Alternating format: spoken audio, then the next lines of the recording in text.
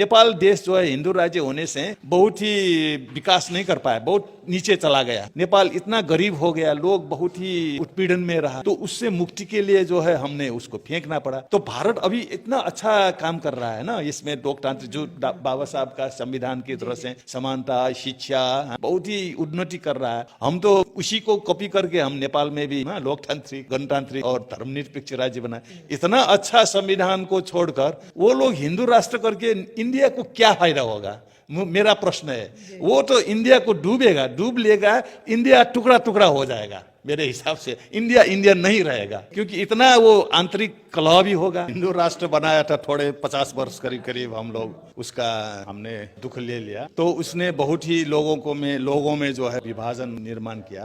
तो हमने उसको जो है विरोध करके जन युद्ध करके उसको फेंक दिया था, हिंदू राज्य और हिंदू राजा भी फेंक दिया था। क्योंकि हिंदू राज्य के पास एक राजा भी आता है, तो हिंदू राज्य सिर्फ हिंदू राज्य नहीं होता, राजा होना चाहिए। तो आप भारत में फिर नया राजा क्रिएट करेंगे क्या? राजा बिना हिंदू राष्ट्र नहीं होता है। जाति व्यवस्था के बिना भी हिंदू नहीं, जाति व्यवस्था के बिना भी। तो हम लोगों ने वो हिंदू राज्य कहते थे, उसको फेंक दिया। इसको फेंकने के लिए राजा को भी फेंकना पड़ा, और जाति व्यवस्था को भी हम लोग जो है फेंक रहे हैं। तो भारत जो है उल्टी दिशा में जा रहा है, क्योंकि उससे मुक्ति होने के लिए हम लोगों ने वहाँ जो है एक युद्ध करना पड़ा। 17,000 लोग भी मर गए। अब यहाँ जो है फिर हिंदू राष्ट्र, मुझे ताजुब लग रहा है कि अगर भारत हिंदू राष्ट्र चला गया तो यहाँ शांति नहीं होगा, यहाँ अशांति होगा और हिंसा होगा।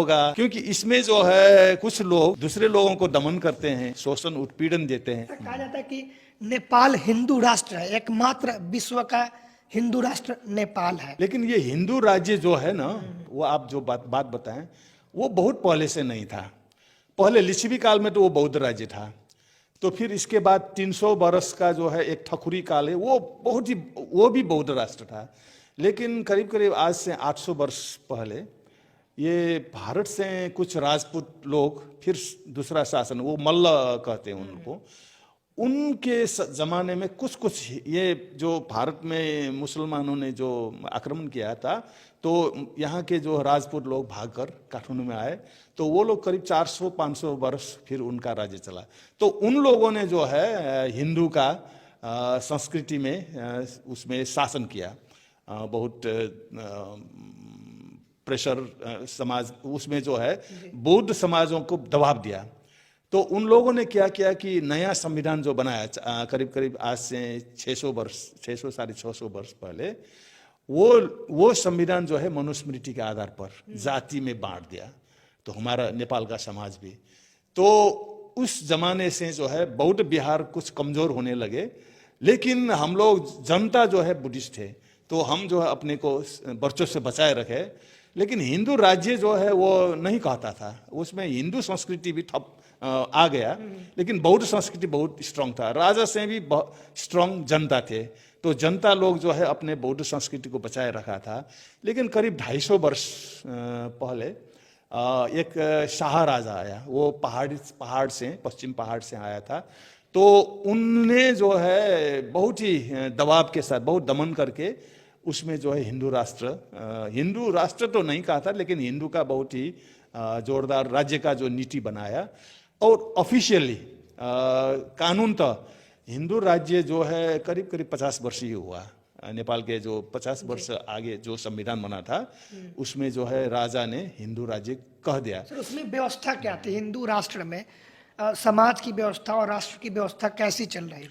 वो हिंदू राष्ट्र संविधान में तो कहा, लेकिन वो राजा और शासन में जो शासन करते थे, सिर्फ वो लोग जो है शासन में थे, जैसे ब्राह्मण और ये जो शाह जो है राजपूत क्षेत्री, इन लोग जो है वो हिंदू मनुस्मृति के आधार पर वो शासन का अधिकार उन लोगों ने था।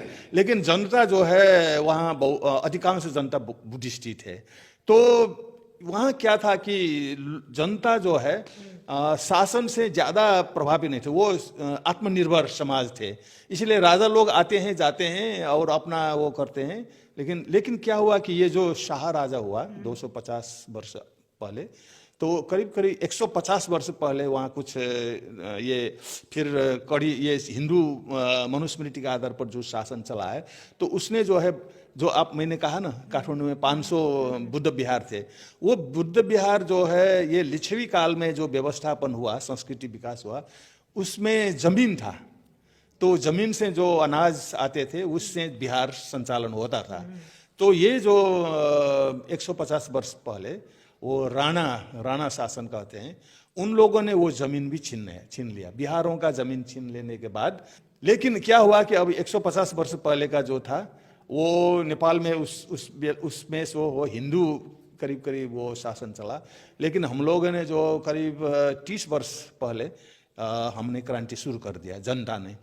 तो 30 वर्ष पहले जो है बहुदल, ये लोकतांत्रिक व्यवस्था शुरू हुआ, लेकिन राजा भी थे, इतना स्ट्रांग तो नहीं थे। अच्छा सर, ये जो हिंदू राष्ट्र कहा जा रहा है, इसमें जो शासन व्यवस्था में लोग थे सिर्फ वहीं पर हिंदू थे, और हिंदू कहने का मतलब कुछ, हिंदू कहने का मतलब जो है कुछ ब्राह्मण और ये क्षेत्रीय जो है वो क्षेत्रीय नहीं था, उसको क्षेत्रीय बनाया ब्राह्मणों ने। वो करीब करीब नेपाल में 16-17% जनसंख्या है। वो उन लोग समझते थे कि उसके हाथ में शासन है। लेकिन अब जो है नेपाल में राजनीतिक परिवर्तन हुआ, 15-17 वर्ष आगे वहाँ एक लड़ाई जनयुद्ध हुआ था जनता और शासन के बीच। उसमें सशस्त्र युद्ध हुआ, हिंसा, करीब करीब 17,000 लोग मारे गए दोनों तरफ से।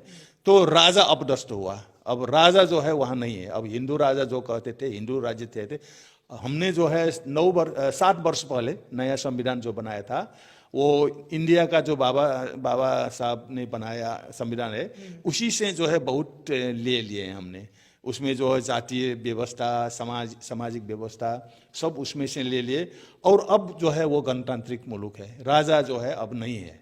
ये लोकतांत्रिक व्यवस्था जो है करीब 17 वर्ष से चल रहा था, लेकिन करीब करीब 8-9 वर्ष जो है वो संविधान लिखने में, संविधान सभा करके लिखने में गया। उसी में राजतंत्र भी चला गया था, वो धर्मनिरपेक्ष भी हो गया था। धर्मनिरपेक्ष होने से हिंदू राज्य भी नहीं रहा। हाँ, क्योंकि बहुसंख्यक जनता जो है बुद्धिस्ट है नेपाल में।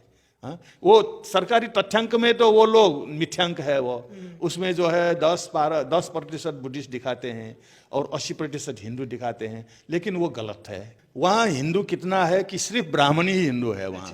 जो क्षेत्रीय लोग कहते हैं, राजपूत लोग, वो अब जो है अभी जो 5-10 वर्ष हो गया तो उन लोगों के जान लिया कि वो क्षेत्रीय राजपूत नहीं है, वो भी आदिवासी है। वहाँ खस कहते हैं, खस जो पश्चिमी पहाड़ पर है, वो लोगों को क्षेत्रीय बनाया गया था। लेकिन अब लोग अब जान गए कि ये ब्राह्मणों का षड्यंत्र है, तो वो लोग कह रहे हम क्षेत्रीय नहीं है, हम हिंदू भी नहीं है। वो लोग जो है उसका इतिहास में वो बौद्ध थे, वो जो है उनका ये खस साम्राज्य जो था वो बौद्ध साम्राज्य था, क्योंकि अभी भी वहाँ पुरातात्विक अवशेष सब बौद्ध हैं उन लोगों के। नेपाल में जो ब्राह्मण जो है भारत से आए हुए हैं, वो 500 वर्ष से आगे नहीं था। नेपाल में ब्राह्मण नहीं थे, सिर्फ 500, करीब 500 वर्ष हो गया तो नेपाल में ब्राह्मण नहीं थे। अभी भी काठमांडू में जो वहाँ का मौलिक समाज है वहाँ ब्राह्मण नहीं है। जो नेपाल का जो राजधानी है काठमांडू उपत्यका, वहाँ के जो मूलवासी जो है, हम लोग नेवार कहते हैं, जैसे मैं शाक्य हूँ, हाँ, कोई श्रेष्ठ हो, कोई महर्जन होगा, वो कोई भी ब्राह्मण नहीं है। वो जितना ब्राह्मण काठमांडू में है वो 800 वर्ष पहले 5 परिवार आए थे, उसी का जो है संतान बाकी रहा है। भारत में हिंदू राष्ट्र की संकल्पना की जा रही है, कहा जा रहा है हिंदू राष्ट्र बनाना है नेपाल की तरह, लेकिन अब नेपाल में हिंदू राष्ट्र नहीं रहा, हट गया, लोकतंत्र है। और भारत में लोकतांत्रिक व्यवस्था के बाद हिंदू राष्ट्र बनाने की बात की जा रही है, इसको कैसे देखते हैं? ये उल्टा हो रहा है। हम लोगों ने हिंदू राष्ट्र बनाया था थोड़े 50 वर्ष करीब हम लोग उसका हमने दुख ले लिया, तो उसने बहुत ही लोगों में जो है विभाजन निर्माण किया। तो हमने उसको जो है विरोध करके जन युद्ध करके उसको फेंक दिया था, है ना। हिंदू राज्य और हिंदू राजा भी फेंक दिया था, क्योंकि हिंदू राज्य के पास एक राजा भी आता है। तो हिंदू राज्य सिर्फ हिंदू राज्य नहीं होता, राजा होना चाहिए। हिंदू राज्य की व्यवस्था में राजा का स्थान होता है। तो आप भारत में फिर नया राजा क्रिएट करेंगे क्या? भारत जो है हिंदू राष्ट्र बनेगा तो फिर यह हिंदू राजा बिना हिंदू राष्ट्र नहीं होता है। आपको जो हिंदू का शास्त्र पढ़ेंगे, जाति व्यवस्था के बिना भी हिंदू नहीं, जाति व्यवस्था के बिना भी हिंदू। तो हम लोगों ने वो जो हिंदू राज्य कहते थे उसको फेंक दिया। इसको फेंकने के लिए राजा को भी फेंकना पड़ा, और जाति व्यवस्था को भी हम लोग जो है फेंक रहे हैं। हम लोग जो कोशिश कर रहे हैं, हम लोग जो है ब्राह्मण वर्सेस हम भी वहाँ मूलवासी का जो है एक संघर्ष हम शुरू कर रहे हैं, क्योंकि समाज में फिर पुनर्निर्माण करना है। तो भारत जो है उल्टी दिशा में जा रहा है, क्योंकि उससे मुक्ति होने के लिए हम लोगों ने वहां जो है एक युद्ध करना पड़ा। हाँ, 17,000 लोग भी मर गए। अब यहाँ जो है फिर हिंदू राष्ट्र कहने ले जाने के लिए जो अभी राजनीतिक पार्टी जो है बीजेपी है ना, वो जो है कर रहा है, वो तो उल्टे दिशा में जा रहा है। तो मुझे ताजुब लग रहा है कि अगर भारत हिंदू राष्ट्र चला गया तो यहाँ शांति नहीं होगा, यहाँ अशांति होगा और हिंसा होगा। क्योंकि इसमें जो है कुछ लोग दूसरे लोगों को दमन करते हैं, शोषण उत्पीड़न देते हैं। तो आज के जमाने में कोई भी शोषित उत्पीड़ित होकर सहकर नहीं बैठ सकते, क्योंकि आज का जो विश्व जो है लोकतांत्रिक उसमें है, सब समानता का वो करना चाहिए। तो भारत को क्या मिलेगा हिंदू राष्ट्र जानने से, मेरा प्रश्न भी है। क्योंकि हम लोगों ने बहुत नेपाल देश जो है हिंदू राज्य होने से बहुत ही विकास नहीं कर पाया, बहुत नीचे चला गया। नेपाल इतना गरीब हो गया, लोग बहुत ही उसमें उत्पीड़न में रहा। तो उससे मुक्ति के लिए जो है हमने उसको फेंकना पड़ा। तो भारत अभी इतना अच्छा काम कर रहा है ना, इसमें लोकतंत्र जो बाबा साहब का संविधान की तरह से समानता, शिक्षा, हाँ, रोज बहुत ही उन्नति कर रहा है। हम तो उसी को कॉपी करके हम नेपाल में भी ना लोकतांत्रिक, गणतांत्रिक और धर्मनिरपेक्ष राज्य बनाए। लेकिन अभी ये जो 60-70 वर्ष से जो है ना नया संविधान जो ब्रिटिश राज जाने के बाद इतना अच्छा संविधान को छोड़कर वो लोग हिंदू राष्ट्र करके इंडिया को क्या फायदा होगा, मेरा प्रश्न है। वो तो इंडिया को डूब लेगा, इंडिया टुकड़ा टुकड़ा हो जाएगा। मेरे हिसाब से इंडिया नहीं रहेगा, क्योंकि इतना वो आंतरिक कलह भी होगा।